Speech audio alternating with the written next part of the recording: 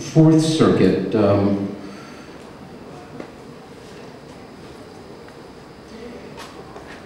is really different from the bottom three in a particular way in that it almost acts as a networking of the bottom three. The fourth circuit refers to social development and interaction, and in the process of a social environment, the bottom three circuits are always firing. You're picking up, whether we know it or not consciously, people's bodies are constantly speaking to each other. Bodies are always sensitive to, who's the strongest one, and, who am I attracted to, and, who do I need to avoid, and, the physical signals are always traversing back and forth. And, emotionally, there's a sense of territoriality and, the sense of, is this worth my time, and, who's important here, and what's important, and also just the development of conversation intellectually. So the social circuit is really kind of a networking and combined synchronization of the previous three circuits in many ways.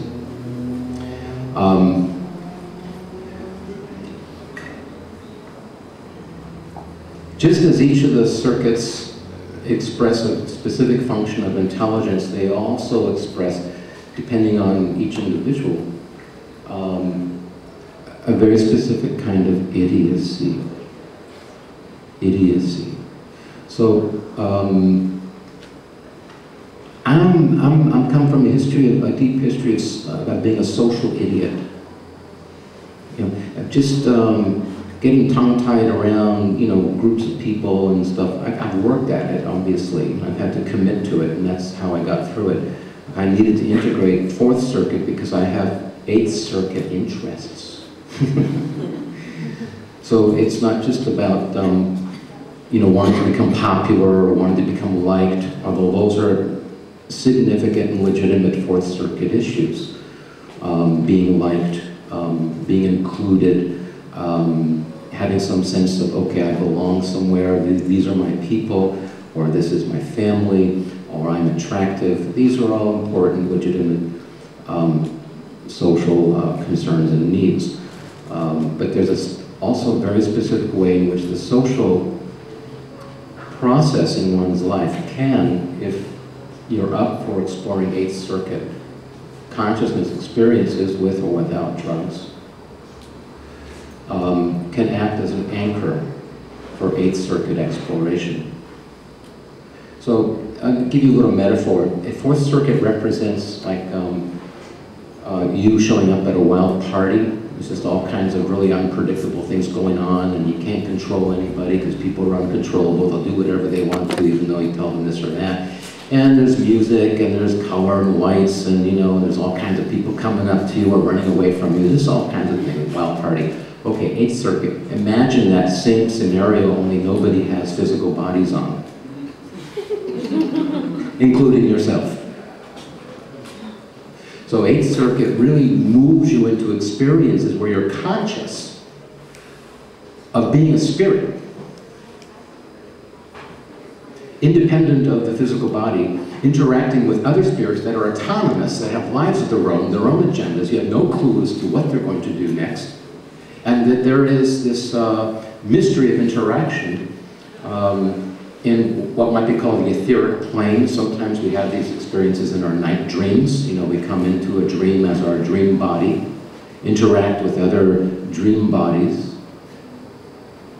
Many dreams are just, of course, regurgitations of the day, the stresses of the day, we're processing them. But then once in a while, you'll have a dream that's not just a regurgitation dream. It's a visitation, where someone or something appears in your dreams that has such a powerful sense of otherness that you do not recognize this. It is not familiar to you. And you know it has a complete life of its own, and you don't know what it or he or she is going to do next.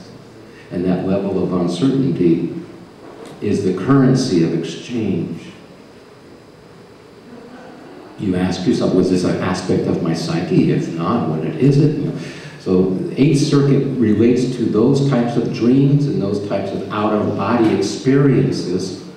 Robert Monroe wrote quite a bit on this. John Lilly wrote quite a bit on this, where they, as their out-of-body self, interacted with out-of-body entities, disincarnate entities, and stuff happened on that level. That's Eighth Circuit level.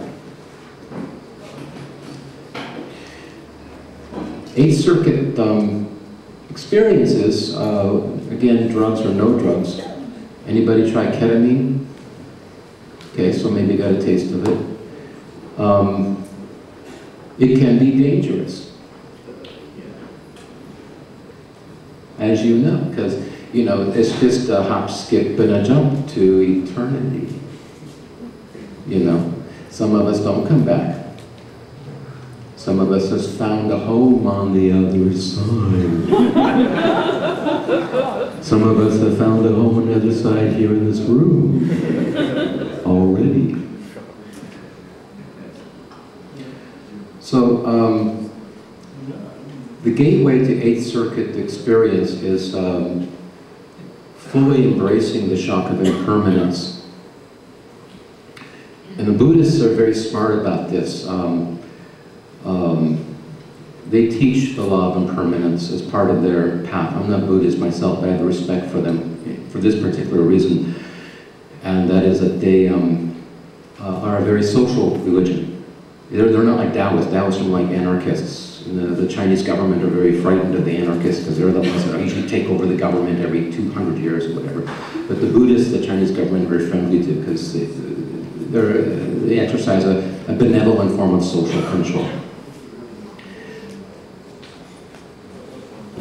But depending on the Buddhist practice, because there's various stages, you know, there's Tibetan Buddhism and Bon, different sects and different types of Buddhism.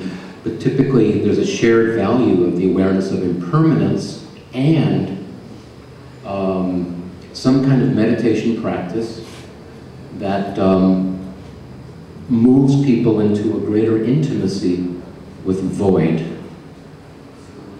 Intimacy with void. Intimacy with void to that point where there's no difference between you and the void, as in you are an expression of the void. So that being an Eighth Circuit experience. Hi, I'm nobody.